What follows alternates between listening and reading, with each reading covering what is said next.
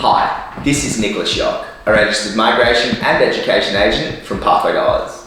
Today I'm going to discuss the most popular visa pathways to permanent residency after your student visa. So at Pathway to Oz, we've assisted literally hundreds of our previous students gain permanent residency to Australia. Now each client's pathway, is sometimes different, but in this video I just want to give you a quick overview of some of the most common pathways to permanent residency for our students. So the most common pathway is through general skilled migration, includes the skilled independent 189, the state nominated 190, and the skilled regional 491.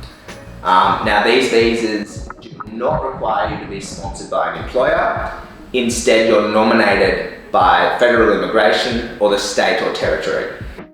So in order to apply for these visas, you need to have a full skill assessment in your occupation, and your occupation needs to be on the state occupation list or the medium to long-term list. So I'll put a link below for more information on this, but this is certainly my desired pathway. The next, one of the other probably most popular pathways is through employer sponsorship.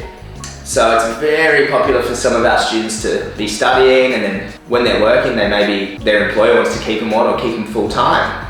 And they look to sponsor them, so the permanent visas or the visas that lead to permanent residency, the ENS visa 186 or the skilled regional 494. So in order to apply for these visas, you must have the skills and education, and you must also have a company that's willing to nominate you for the position. So you are tied to the company on these visas. So guys, I think the general skilled migration is a better pathway, but employer sponsorship is also sometimes common. Alright, and the last one I think is gotta be the partner visa. So how many students come out to Australia, study a course, meet the love of their life, and want to apply for a partner visa? It's we've done a lot. I've done a lot, and I love it. I think it's great.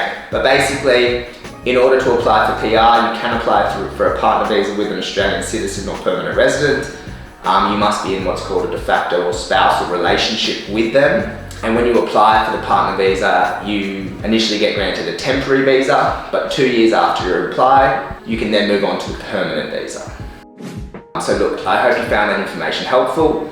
And if you do have any other questions, feel free to contact Pathway to Oz.